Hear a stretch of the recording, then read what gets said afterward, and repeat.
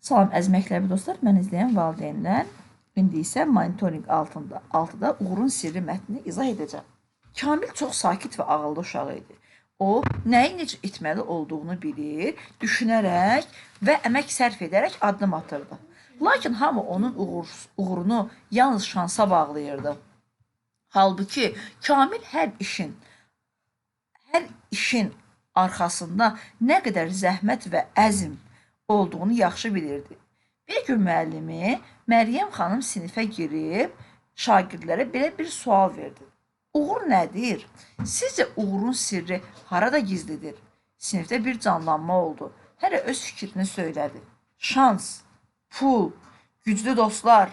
Kamil də əlini qaldıraraq öz fikrini səsləndirdi. Məncə uğur əzm və çalışmaqla qazanılır. Məryəm xanım məmnunluqla başını tərpədərək dedi. Doğrudur, Kamil. Ancaq bunu bir təcrübə ilə sübut edək.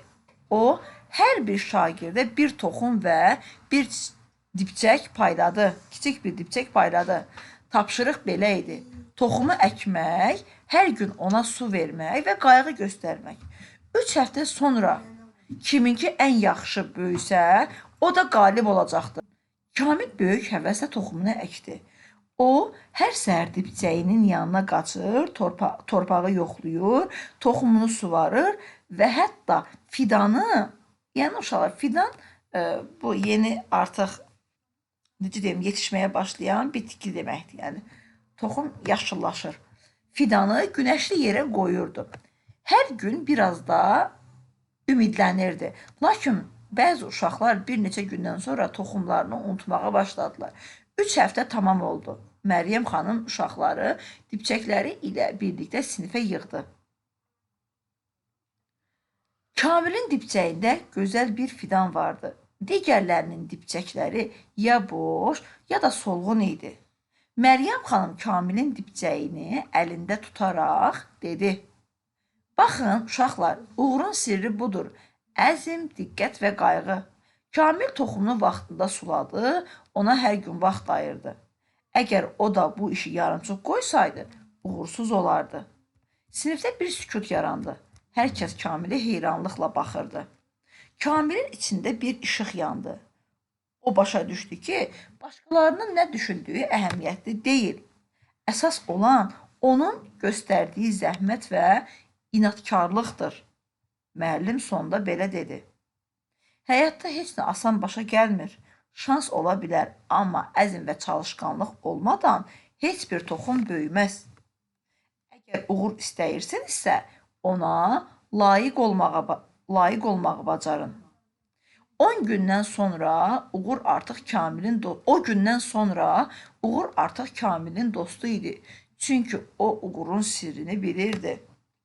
İnanmaq, çalışmaq və heç vaxt təslim olmamaq. Mətndə fərqləndirilmiş sözü hansı sözlə əvəz etmək olar? Sinifdə bir sükut yarandı. Yəni səssizlik yarandı. 17-ci sual. Mətnin əsas mövzusu nə idi? Əzm və çalışqanlıq idi. Kamil Uğurun sirrini nədə görürdü? Əzm və çalışmaqda. Məryəm xanım Uğurun sirrini necə izah etdi? Deməli, şagirdlərə tapşırıq verdi ki, yəni toxumu əkin, görün o necə böyüyəcək. O da düşünürdü ki, əgər kim çalışqan, əzmlidirsə, gülü sulamağı, gülə qayğı göstərməyi unutmayacaq və gülü yetişəcək. Məryəm xanımın məqsədi nə idi? Uşaqlara uğurun mahiyyətini öyrənmək, yəni uğurun necə əldə edildiyini öyrətmək idi məqsədi. Kamil nə üçün uğur qazandı? Fidanına hər gün qayğı göstərdiyinə görə. Mətnə əsasən hansı fikir yanlışdır? Kamil uğurun əzm və çalışqanlıqla əldə edildiyini düşünürdü. Kamil əzm və çalışqanlığın, uğurun əzm və bu doğrudur. Məryəm xanım uşaqlara təcrübə vasitəsilə uğurun sirrini öyrətdi. Doğrudur. Kamil toxumunu unutdu və qayğı göstərmədi. Yanlış fikirdə əksinə unutmadı və qayğı göstərdi. Mətndə qarşı-qarşıya qoyulur. Şans və əzm. Yəni şans və əzm müqayisə edilir. Yəni qarşı-qarşıya gətirilir ki, görəsən uğur qazanmaq şansdır, yoxsa çalışqanlıq əzmdir. Kamil haqqında deyilən hansı fikir doğrudur? Kamil uğurun yalnız şansdan asılı olduğunu düşünürdü. Xeyr, yanlışdır. Kamil sinifin ən diqqətli və çalışqan şagirdi idi. Doğrudur. Mətndə hansı sualın cavabı yoxdur. Kamilin ən böyük uğuru nə olmuşdu? Aha. Uşaq, burada onun cavabı yoxdur. Yəni ən böyük uğurunun nə olduğu deyilməmişdi. Sadəcə o çalışqan və əzmkar olduğu üçün hər dəfə uğur qazanırdı. Diqqətinizə görə təşəkkür edirəm.